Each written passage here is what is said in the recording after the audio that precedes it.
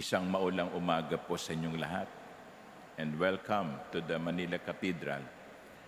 My dear brothers and sisters, in the next 8 weeks, our first reading will be coming from the books of the different prophets. Now we have Prophet Amos, then we will have Prophet Hosea, Prophet Jeremiah. And so, allow me to begin our reflection with an understanding of what does the prophet do. Ano ba ang papel na ginagampanan ng isang propeta, lalo na noong panahon ng lumang tipan? Well, sabi ng iba, yun daw propeta, yun ang nanghuhula sa mga mangyayari. No, that is not their major mission. A prophet is someone chosen by God to speak on His behalf. Yun ang trabaho ng propeta, ang maging spokesperson ng Panginoon. That is why almost always when the prophet begins proclaiming, he would say, "Thus says the Lord." Yan. Ganyan ang kanyang madalas sa simula. Like for example, in the first reading from the book of the prophet Amos, this is how it started. Hear this word, O children of Israel, that the Lord pronounces over you, over the whole family that I brought up from the land of Egypt. Sabi niya, makinig kayo.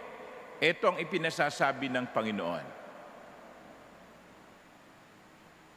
So yan ang trabaho ng isang propeta. At yung false prophet, kasi merong real prophet, totoong propeta, at merong mga peke, peking propeta. Yung mga peking propeta, yun yung nagsasalita pero wala silang authority. Dahil hindi sila isinugo ng Diyos para magpahayag. Now, what does the prophet say on behalf of the Lord?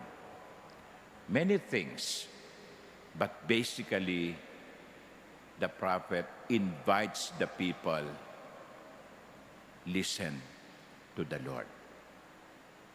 Listen to the Lord. Yan ang kanilang laging sinasabi. Pakinggan ninyo ang Panginoon. Sundin ninyo ang kanyang mga utos. Sundin ninyo ang kanyang kalooban.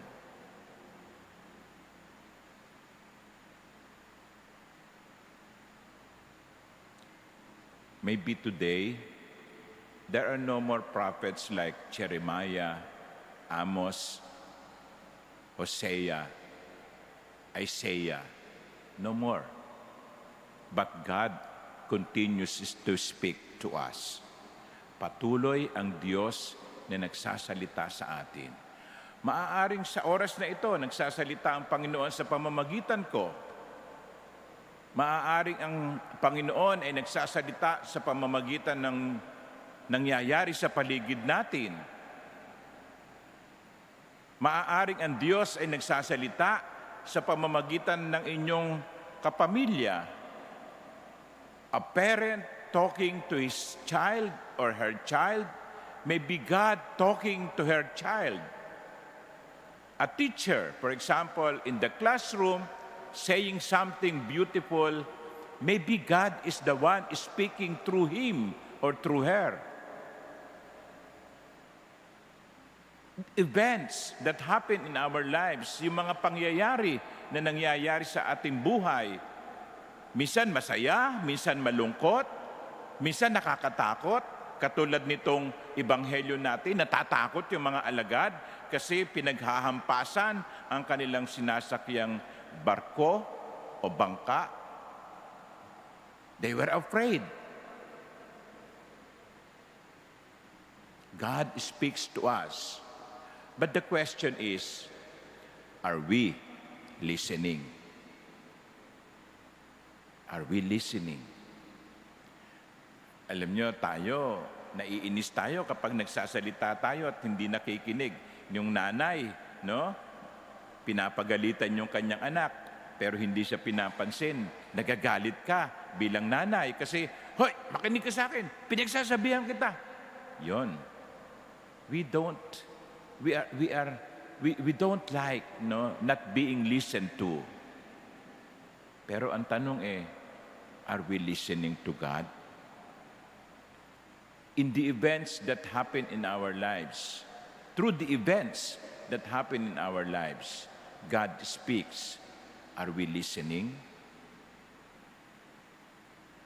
And so, my dear brothers and sisters, this morning, let us ask for that grace to have listening heart. Buksan natin ang ating mga puso sa Panginoon at makikita ninyo may sinasabi ang Diyos.